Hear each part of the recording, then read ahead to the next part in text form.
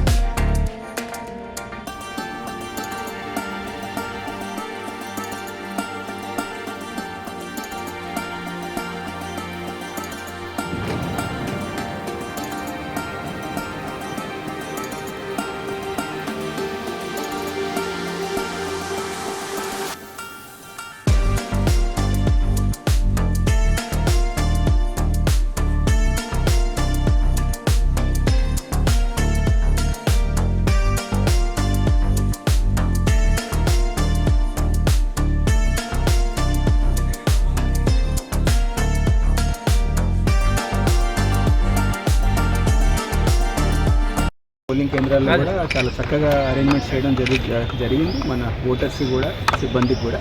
So పూర్తిగా సేఫ్టీతో సహా మనం ఎలక్షన్ ప్రామిస్ ఎలా ఉంటుందో దట్ మనసులో ఉన్నది మనం ఖచ్చితంగా మనం ఓటు వేయడానికి భద్రంగా గవర్నమెంట్ చేయాల్సిన ఏర్పాట్లు పూర్తిగా చేస్తున్నది.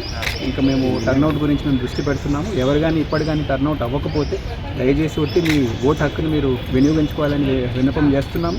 ఈ ఓటు హక్కు ఉన్నది మనకి చాలా మంచి విలువ మన దేశంలో. ఇది దీన్ని తేలిగ్గా తీసుకొని ఓట్ చేయకుండా ఉండకుండా ఖచ్చితంగా మీరందరూ వచ్చి ఓట్ చేస్తారని గట్టి నమ్మకం పెట్టడం జరుగుతుంది. మీరు ఇక్కడ వచ్చిన తర్వాత పూర్తి సౌకర్యాలతో చాలా తొందరగా ఒక 5 నిమిషాల్లోనే మీ ఓటు పడేలాగా మేము కూడా తయారుగా ఉన్నాం.